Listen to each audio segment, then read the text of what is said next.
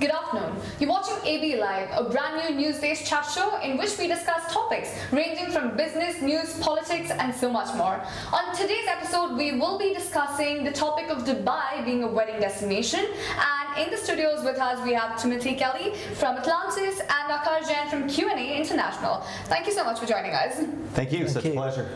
So, Timothy, I'm going to start with you because we've been hearing a lot of updates from Atlantis and there's something new happening all the time. Yes. So, as of today, as of May, what are the major updates you have to give us? Well, I guess what I would start with what is currently in progress at the property. So what we're starting to conclude right now is our room renovation. We've been working the last year and a half renovating all of our guest rooms and suite at the property, and so we're very excited to have that complete in early October. In addition to that, if you've been by the Atlantis, you'll see we're painting the building. Right. So we actually have climbers who are on the side of the building actually painting all the way down, and so that will be concluding actually in October as well. And then in addition to that, we're designing our new water park, and our intention is Aquaventure. Aquaventure. We're expanding it. We have a 30% increase that we're anticipating for to open next year. It'll be a brand new tower. It'll be 7 rides, high thrill, family entertainment, all sorts of kind of unique elements. It will feature the longest slide in the world, which we're very excited to have. Just when we thought Dubai is done with the longest, highest, tallest. Always have to be the biggest. The biggest and the best. Grandeur. Absolutely. And with that, that will also make us the largest water park in the world. And so we'll have over 26 attractions. And so from that, we think that that will really give us a great anchor, not only in the region, but also in the world. And so it's a great story and perspective for us. Also recently, we opened our new family entertainment center. It is actually the largest entertainment venue in Dubai at 45,000 square feet. It has a bowling alley. It has gaming for kids and families and carnival games, restaurant, food and beverage, live entertainment. We have a wave machine where you can actually surf or boogie board as well. So you have a lot of varieties. And then we also have a 4-story play structure for the kids. Okay, has all this opened though? All open, fully operational here today, and I think a great place for summer for the families to go. Exactly, summer months have begun, but we know what to do and where to go right now. But Tim, I also need to ask you about the Royal Atlantis. Yes. The adjacent big, huge property that is coming up again. So tell us more about that. Absolutely. So the Royal Atlantis is coming together quite well. It's 42 stories high, about 185 meters. 800 rooms, 231 residences, 2, 3, 4, and 5 bedroom formats that we have available. We're very excited to have that coming to life. We will have the building topped off in the coming weeks, and then with that, we're starting to fit out everything that's inside. So with it, we will have 11 restaurants, 6 of which will feature celebrity chefs. So we'll have Milos, we will have Gastronocurio with Le Maire, we will have Jose Andres and Tapas that will be joining us, Heston Blumenthal with their dinner concept. So we're really very excited about the gastronomy program that we're bringing. I think combined with Atlantis, the Palm, we'll have 10 celebrity chef restaurants all under one campus, which doesn't exist really anywhere in the world. So that's brilliant. We're really excited about that. We're intending to open in the Q3 of next year. We're starting the phase right now of onboarding and really starting the process of starting to bring the property to life. All of the design is complete, and now it's just about really finishing the project. I think what else will be very unique about it is that we have a wonderful wellness facility. And so wellness has become such a popular item and such a big concern, not only from a fitness perspective, but then also from what you're selecting to eat and what you're putting into your body and how you're taking care of yourself, also your mental well-being. So we're kind of incorporating this wellness facility and concept all into really, I think, one great package that our guests will be able to enjoy. There's just so much happening with the 2 Atlantises right now, but I'm interested to know right now, what's the kind of investment that has gone into the Royal Atlantis? Well, a lot. I don't want to quote the number, but we put a lot of time, effort, and energy into bringing this to life. But our hope is that as we bring this new project to Dubai, that it's going to be very exciting. Yes, and we are excited about it. But now coming to you, Ackash, QnA International recently launched a report about the destination wedding industry. That's correct. The global and regional figures and statistics. Tell us more about that. Yeah, so we basically work with wedding planners from all over the world. We have a database of close to about 15,000 plus. When we did this recent survey, we had close to about 3,500 participants that came back with the questions we asked, which was more to know about wedding industry, the one which we cater to, is all about luxury. Right. That's the segment that we are targeting. So when we ask them about the spends that these guys do, what kind of destinations, the numbers, which are the top and upcoming destinations, and so on and so forth. Right. So you mentioned these guys. So who do you mean by so these guys? are all wedding planners globally. Right. We had close to about wedding planners from 70 different destinations around the world, 70 countries. So this gives us a lot of perspective in how different nationalities work. However, when you talk about the ultra high net worths, they're all the same. You know, it's all about bigger, better, best. You know, to outdo someone who's already done it before them, and that's what it's all about. This industry. Right. Great. I'm going to come to you in a bit regarding what else was explored in this survey that you conducted. But Atlantis has been a great venue and really a sought after venue when it comes to weddings. I know this from a lot of Indian weddings, a lot of celebrity weddings have been happening at the Atlantis. So I would like to know, what is the kind of revenue that is generated through these weddings for? Well, for us at Atlantis directly, it's a multi-million-dollar industry. And for us, we see about 38% of our weddings come from India. We see another 20% or so come from the GCC region. And then the rest are from a litany of different regions and areas throughout the world. So we're seeing Europe continue to pick up gradually. We've seen a 20% increase year over year. And so we're seeing it grow. And so from our standpoint, why we were a part of this destination event with all the different wedding planners and why it was important to us is we see this as a growing opportunity. And I think it's because Dubai is becoming more and more renowned, more and more known. And I think from that standpoint, it offers a lot of special touch points for guests for their experiences. Right, fair enough. So Ackash, you did say that a lot of people spoke about how much they spend in weddings, but on average, especially in this part of the world, in the Middle East, what is the average expenditure done on? So again, if we go to the top, the ultra high net worth individuals, it can go all the way to 50 million dirhams. Oh wow! And over, and it can go as low as, let's say, around $1 million dirham plus. Right. So there's a big gap in there. However, there are a lot of weddings which even from Dubai have gone out. There was a recent 2 years back. There was a wedding which happened in Florence, which was NRI or non-resident Indian based in Dubai, and they did the wedding in Florence, which was close to about 14 million euros. At the same time, recently there was a wedding in UAE where they did, it was for 400 guests, and they did a complete buyout. So you know, that's the kind of people we are talking about that come in to this. The wedding industry as a whole is worth $330 billion globally, with the destination wedding industry itself close to about 90 billion.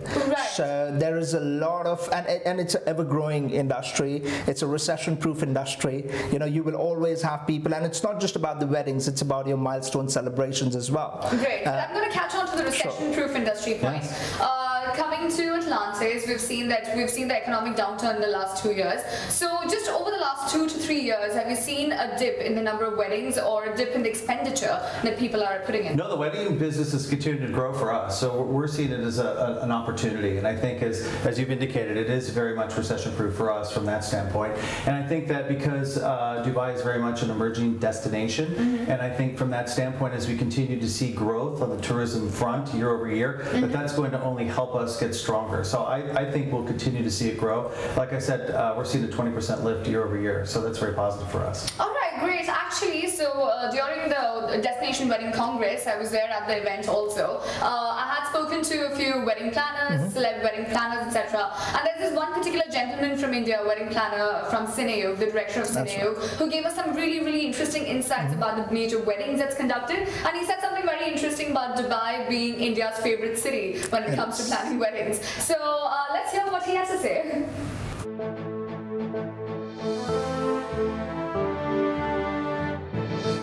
In a year, we curate at least 5 weddings a month between both companies. So that we look at average 60 weddings, just the wedding companies handling. Our destination wedding, we just did the Gupta wedding in Abu Dhabi. These people are from South Africa, and they want what they want, and then they don't bother about the budgets. Entire Emirates Palace was booked, and I think a lot of people from all across the world traveled. So there was the spend was I think $20 million plus. I think we love Dubai. We did a lot of important weddings here, big weddings here. To name a few, Abu Ali's wedding at Ras Al Khaimah.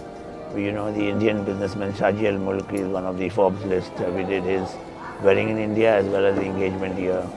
So I call it the best city of India. From QnA, and he had some very interesting insights to give. What's actually not there in the video, he gave me this one interesting piece of information. One city in India, that's Rajasthan, gives about 1,000 crores. That's how much expenditure is done on just weddings from one particular city. So now we can actually get an idea about how much expenditure is done from the Asian countries. Yeah. But now, coming to the key trends that you've seen in the market, I'm going to start with you, Ackash. Was this also explored in the survey that you conducted? It was. You know, trends would keep changing year on year. However, there are two things which are always there. One is the personalization. It's all about personalizing everything, all your guests, and that's what they appreciate. And second is the experience. So it's all experiential these days. You know, you have to create. It's not just about you hosting a destination wedding, bringing 200 people, you know, get them to be there and do your functions. No, it's about the experience that you create around it. Right. So these are the two very important things which matter a lot to all the destination weddings per se. Okay, all right. So now this is more of a global view that you've given us. But talking about the region, what happens in the UAE, are people really moving towards the smaller weddings, or are they still sticking with the bigger traditional weddings, considering, you know, how the region is and what the stereotype attached to the region is? I think it's more market-based. And I think when we see still the weddings coming from India or even from the GCC, they tend to be a lot more elaborate, and there's a lot more time and energy, and I think money invested into those particular events. I think as you shift into Europe, they tend to be a little bit smaller just because of the travel time and the lift. And so when you kind of get out of that and you get into that long haul kind of market destination of UK, Central Europe, you'd see a little less maybe on the attendance front. But I would say the closer the proximity to Dubai, in general you'll see more participants, more attendees for the All right, very interesting. So I was actually going through your report, and it said that North and Central America, I think, they're the ones that spend more on weddings, and especially destination weddings. That's right. But now, do you also see them coming to Dubai and considering Dubai as one of the potential destinations? Yes, so there have been a couple of weddings that have already happened from North America in the GCC in the last, I would say, 2 to 3 years, especially in the UAE. Okay. And again, it all comes down to the connectivity. And Dubai is very well connected globally. So for them, it's 12 hours. If they're coming from the East Coast, it's 12 hours and they're here. And what happens with these weddings are these are 4 to 5 days long weddings. It's not a day that you're coming in. Yeah. And people tend to stay back or come in earlier and enjoy the place. So North and Central America, definitely for Dubai, it is an upcoming market. The major markets, of course, being India is the feeder market, I would say, followed by GCC. Right. And Africa, I would say, is an upcoming market, with Nigeria coming in a lot now to Dubai to do their big weddings. Right. Followed by, of course, UK and the Americas. Right. So why do you think that is? What makes Dubai such an attractive destination, and what makes Atlantis such an attracting venue? I think Dubai is very unique, and I think it has a lot of selling points, and I think it has really something for everyone. And I think from an experiential standpoint, as you talk about the touch points and things to do and things that are unique that have not been done before, which I think in many instances when you're planning your wedding, you want it to be special, you want it to be unique, you want to find maybe a destination that's not me too. And so I think from that standpoint, this really kind of creates a great opportunity as a destination to host weddings and events. And what we see is with Atlantis particularly, we have a lot of unique touch points. So we can use lost chambers, we can use our marine exhibits, we can use different areas of the Palm and the beach, and really kind of capitalize on those moments to really create these transformational experiences to the guests. I think that's what's really very special, and that's what they're looking for. This is supposed to be a once-in-a-lifetime moment, and you want it to be special. So I think that matters. I agree. Yes. So even during the Congress, we got some really interesting insights coming from the wedding planners, where right now esports is a thing apparently, where they really want esports and gaming and stuff like that in the whole wedding industry, which just shows that the millennials are taking over. It's Gen Z that's taking over right now, and it's not really up to the parents or the grandparents. They have control in their own hands.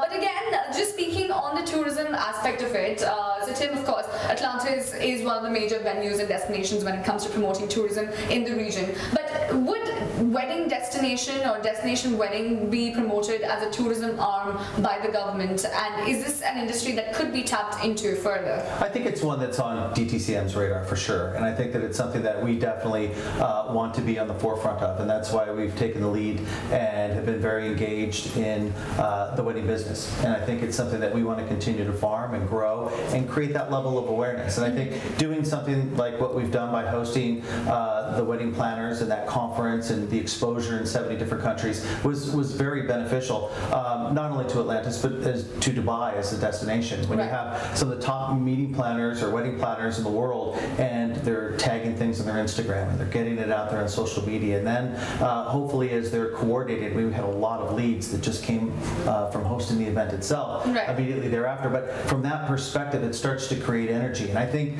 with any type of business that you're trying to bring anywhere in the world, it's all about momentum. And I think we're really starting to get great momentum. And the DTCM is a great partner, and they've been with us along this journey, and we're looking to continue to develop that. Right. And how about globally? Is wedding tourism a thing right now? Oh, it is. Every year we have more and more tourism boards who are now coming into DWP because for them wedding is becoming a big target market. You have your MICE and luxury travel, which is one side of things, but with one wedding you're probably looking at 4 MICE events. That's how much the spent is just out of one wedding. So it is definitely, it's a niche market, and there are of course certain destinations. Not every destination is a wedding destination, but there are certain destinations around the world globally, and for them it is becoming a major marketing thing right now, where they want to be part of and target these planners. Right. And while speaking about we talk about the ease of doing business in the UAE, and there's a lot happening from the government, but when it comes to the intricacies, the legal obligations and the details, would you say it's easier to hold a wedding and organize a wedding in Dubai?